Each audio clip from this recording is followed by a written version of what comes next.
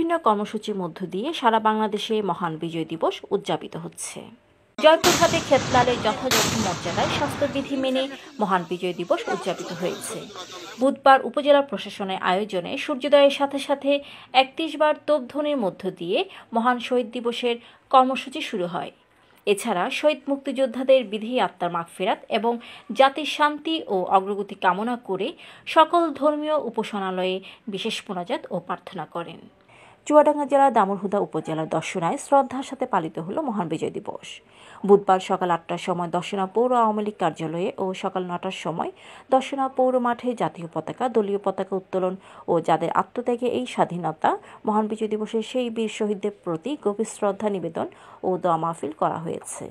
নেত্রকোনায় কেন্দুয়া উপজেলার প্রশাসন, উপজেলা আওয়ামী লীগ ও তার সকল অঙ্গ সংগঠন এবং বিভিন্ন সামাজিক সাংস্কৃতিক সংগঠন মহান বিজয় দিবস পালন উপলক্ষে ৩১ বার তোপধ্বনির মাধ্যমে শুভ সূচনা করেন।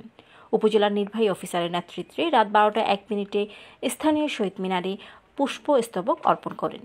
এরপর সমাবেশ অনুষ্ঠিত হয় এবং এতে আওয়ামী লীগের সাধারণ সম্পাদক ও পৌর মেয়র মোহাম্মদ আসাদুল হক ভূঁইয়া, উপজেলা পরিষদের চেয়ারম্যান মোহাম্মদ নুরুল ইসলাম ও কেন্দুয়া উপজেলা আওয়ামী লীগের সভাপতি অ্যাডভোকেট আব্দুল কাদের ভূঁইয়া বক্তব্য রাখেন।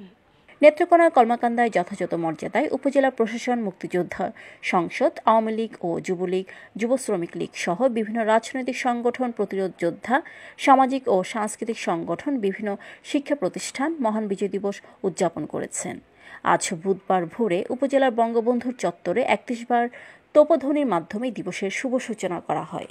পরে উপজেলার কেন্দ্রীয় শহীদ মিনারে পুষ্পস্তবক অর্পণ, আনুষ্ঠানিকভাবে জাতীয় পতাকা উত্তোলন ও বিশেষ মোনাজাত অনুষ্ঠিত হয়।